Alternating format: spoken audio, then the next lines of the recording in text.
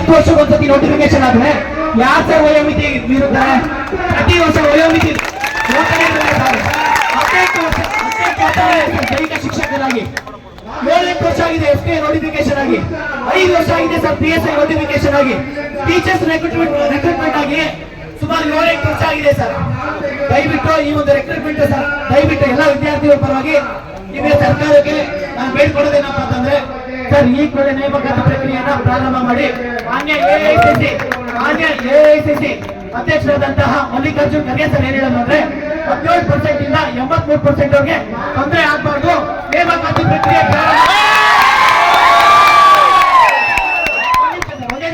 ಅವರೇ ಹೇಳಿದ್ದಾರೆ ಸರ್. ದಯವಿಟ್ಟು ನಮ್ಮ ಎಲ್ಲಾ ವಿದ್ಯಾರ್ಥಿ ಸರ್ ನಿಮಗೆ ಸರ್ ಹಿಂದೆ ನಿಮಗೆ ಮನವಿ ಮಾಡಬೇಡಿ ಸರ್, ಅಗ್ರಿಕಲ್ಚರ್ ಡಿಪಾರ್ಟ್ಮೆಂಟ್ ಅಲ್ಲಿ ನಂಬರ್ ಆಫ್ ವೇಕೆನ್ಸಿ ಜಾಸ್ತಿ ಮಾಡಿದ್ದಾರೆ ಸರ್, ಅದಕ್ಕೋಸ್ಕರ ನಿಮ್ಮ ಹತ್ರ ಕೇಳ್ಬೋದಾಗಿದೆ. ದಯವಿಟ್ಟು ಈ ಒಂದು ಪ್ರಕ್ರಿಯೆಯನ್ನ ಪ್ರಾರಂಭ ಮಾಡಿ.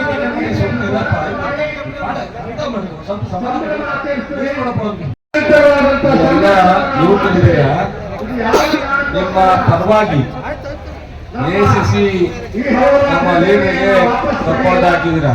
3,000 ರೂಪಾಯಿ 3,000 ರೂಪಾಯಿನ 2 ವರ್ಷ ಯುವಕರಿಗೆ ಅಪಾಯಿಂಟ್ ಅಕೌಂಟ್ ಕೊಡ್ಬೇಕು. ನಮಗೆ ಬಂದಿಲ್ಲ ಸರ್, ಬಂದಿಲ್ಲ ನಮ್ಗೆ. ಬೇಡ ಅಂತ ಅಂದ್ರೆ ನಿನಗೆ ಬೇಡ, ಇನ್ನೊಬ್ರು ಹೊಟ್ಟೆ ಹಸ್ತಾನೆ ಬೇಕಾಗುತ್ತೆ. ನಿನಗೆ ಚೆನ್ನಾಗಿರ್ಬೋದು, ನೀನ್ ಬೇಡ ಅನ್ಬೋದು, ಎಲ್ರು ಬೇಡ ಅನ್ನಲ್ಲ. ಗೊತ್ತಾಯ್ತಾ? ನೀನ್ ಚೆನ್ನಾಗಿದ್ದಾನೆ ಬೇಡ ಅಂತ ಸಮಾಧಾನವಾಗಿರು. ಕೇಳು, ನೀನ್ ಹೇಳೋದಂತ ಕೇಳಲಿವ ನಾವು ಕೇಳಿಲ್ಲ. ಈಗ ಅಗ್ರಿಕಲ್ಚರ್ ಡಿಪಾರ್ಟ್ಮೆಂಟ್ ಅಲ್ಲಿ 60% ಖಾಲಿ ಇದೆ. 60% ಇವತ್ತು ಖಾಲಿ ಆಯ್ತಾ? 20 ವರ್ಷದಿಂದ ಖಾಲಿ ಇದೆ. ಈ ರಾಜ್ಯದಲ್ಲಿ 5 ಲಕ್ಷ ಖಾಲಿ ಇದೆ ಅಂತೀರ. 5 ಲಕ್ಷ ನೆನ್ನೆಯಿಂದ ಖಾಲಿ ಆಗಿದೆಯಾ? 20 ವರ್ಷದಿಂದ ಖಾಲಿ ಆಗಿದೆ. ಪ್ರತಿ ಒಂದು ಸರ್ಕಾರದಲ್ಲೂ ಮಾಡ್ತಾ ಹೋಗಿದ್ರೆ ಇವೆಲ್ಲ ಪ್ರಶ್ನೆ ಬರ್ತಲ್ಲ. ನೀವು ಹೇಳ್ದಂಗೆ ಪ್ರತಿ ವರ್ಷ ಖಾಲಿ ಆದಾಗ ಫಿಲಪ್ ಮಾಡಿದ್ರೆ ಈ ಸಮಸ್ಯೆನೇ ಬರಲ್ಲ. ಈಗ ನಾನು 1,000 ಅಗ್ರಿಕಲ್ಚರ್ ನೇಮಕಾತಿಗೆ ಹಣಕಾಸಿನ ಮುಖ್ಯಮಂತ್ರಿಯಿಂದ ಅಪ್ರೂವಲ್ ತಗೊಂಡು 1 ವರ್ಷ ಆಯ್ತು. ನಾನು KPSC ಕೊಟ್ಟಿ. KPSC ಪ್ರಾಬ್ಲಮ್ KPSC ಪ್ರಾಬ್ಲಮ್ ಇಂದ ಲೇಟ್ ಆಯ್ತು. ಈಗ ಇಂಟರ್ನಲ್ ರಿಸರ್ವೇಶನ್ SC/ST ನಮ್ಮ ಇಂಟರ್ನಲ್ ರಿಸರ್ವೇಶನ್ ಮುಗಿಯೋವರೆಗೂ ನೇಮಕಾತಿ ಮಾಡಬೇಡಿ ಅಂತ ಎಲ್ಲ ವರ್ಗದ SC/ST ಎಲ್ಲ ಕೂತ್ಕೊಂಡ್ರು. ಇವೆಲ್ಲ ಪ್ರಾಬ್ಲಮ್ ಇಂದ ಡಿಲೇ ಆಯ್ತು. ಮೊನ್ನೆ ಆದ್ರೂ ಸಹ ನಾನು ಕೃಷಿ ಇಲಾಖೆಯಲ್ಲಿ ಕೆಲಸ ಮಾಡ್ಲಿಕ್ಕೆ ಜನ ಇಲ್ಲ ಅಂತ ಈಗ ಎಕ್ಸಾಮ್ ಕಾಲ್ ಮಾಡಿಸಿದೀನಿ. ಈಗ ನಿಮ್ಮವರೇ ಎಕ್ಸಾಮ್ ಅಂತ ಬೇರೆ ಎಕ್ಸಾಮ್ ಇದೆ, ಪೋಸ್ಟ್ ಪೋನ್ ಮಾಡಿ ಇರ್ತಾರೆ. ಪೋಸ್ಟ್ ಪೋನ್ ಮಾಡಿದ್ರೆ ಇನ್ನೊಂದು ವರ್ಷ ಮುಂದಕ್ಕೆ ಹೋಗುತ್ತೆ. ಇದೆಲ್ಲ ಅನೇಕ ಪ್ರಾಬ್ಲಮ್ ನಮ್ಮಿಂದನೂ ಆಗುತ್ತೆ, ಬೇರೆಯಿಂದನೂ ಆಗುತ್ತೆ, ಕೆಲವು ಟೆಕ್ನಿಕಲ್ ಇದು ಆಗುತ್ತೆ. ಬಟ್ KPSC ಈಗ ಅನಿವಾರ್ಯ, UPSC ಅನಿವಾರ್ಯ. ನಾವಾಗಂತ ನೇಮಕಾತಿನ ಏನೇನೋ ಮಾಡ್ಲಿಕ್ಕೆ ಆಗಲ್ಲ, ಸಿಸ್ಟಮ್ ನಲ್ಲೇ ಹೋಗ್ಬೇಕು.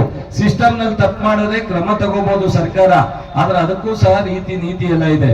ದಯಮಾಡಿ ನಿನ್ನಂಗೆ ನಾನು ಯುವಕನಾಗೆ ಇವತ್ತಿಲ್ಲಿ ಬಂದಿರೋದು, ದಯಮಾಡಿ ನನಗೂ ನಾವು ಅರ್ಥ ಆಗುತ್ತೆ. ನಾನು ಮೊನ್ನೆ ಮುಖ್ಯಮಂತ್ರಿಗಳಿಗೆ ನಮ್ಮ ಸರ್ಕಾರ ನಮ್ಮ ಪಕ್ಷ ಯುವಕರ ಪರವಾಗಿದೆ, ರೈತರ ಪರವಾಗಿದೆ, ಅದನ್ನ ನೀವೆಲ್ಲ ಬೇಜಾರು ಮಾಡ್ಕೊಳ್ಳೋದು ಬೇಡ. ಖಂಡಿತ ಎಲ್ಲೆಲ್ಲಿ ವೇಕೆನ್ಸಿ ಇದೆ ಪ್ರತಿ ಹಂತದಲ್ಲಿ ಮಾಡಬೇಕು ಅನ್ನೋ ನಿರ್ಧಾರವನ್ನ ಸಿದ್ದರಾಮಯ್ಯನವರು ಆಲ್ರೆಡಿ ತಗೊಂಡು ಹಣಕಾಸಿನ ಒಂದು ಇಲಾಖೆಗೆ ನಿರ್ದೇಶನ ಕೊಟ್ಟಿದ್ದಾರೆ. ಕೆಲವು ಇಂಟರ್ನಲ್ ರಿಸರ್ವೇಶನ್, ಕೆಲವು KPSC ಪ್ರಾಬ್ಲಮ್ ಇಂದ ಒಂದು ಸ್ವಲ್ಪ ನಿಧಾನ ಆಗಿದೆ.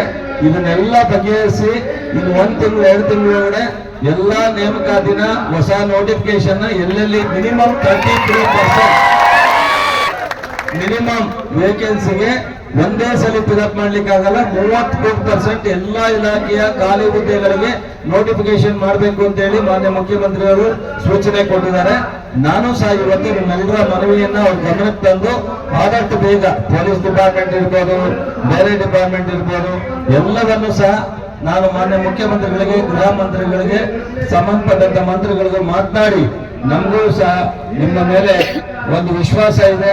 ಈ ದೇಶದಲ್ಲಿ, ಈ ರಾಜ್ಯದಲ್ಲಿ ಯುವಕರು ಮುಂದೆ ಬರಬೇಕು, ಯುವಕರ ಸಮಸ್ಯೆಯನ್ನ ಬಗೆಹರಿಸಬೇಕು. ಖಂಡಿತ ಪ್ರಾಮಾಣಿಕವಾಗಿ ಪ್ರಯತ್ನ ಮಾಡ್ತೀನಿ. ನಮಸ್ಕಾರ. ನಾನು ಇಲ್ಲೇನು ಹೇಳಲಿಕ್ಕೆ ಆಗಲ್ಲ, ನೀವು ಹೇಳೋದು ಕರೆಕ್ಟ್ ಇದೆ. ಕಳೆದ 16 ವರ್ಷದಿಂದ ನೇಮಕಾತಿ ಆಗದೆ ಇರೋದ್ರಿಂದ ವಯೋಮಿತಿನ ಒಂದೇ ಸಲ ಏರ್ಸಿದ್ರೆ ಅದು ಸಹ ತಪ್ಪಾಗುತ್ತೆ. ಆದ್ರೆ ಒಂದು ಬಾರಿನಾರು ಮಾಡ್ಲಿಕ್ಕೆ ನಾನು ನನ್ನ ಮುಖ್ಯಮಂತ್ರಿಗಳನ್ನ ವಿನಂತಿಸ್ತೀನಿ.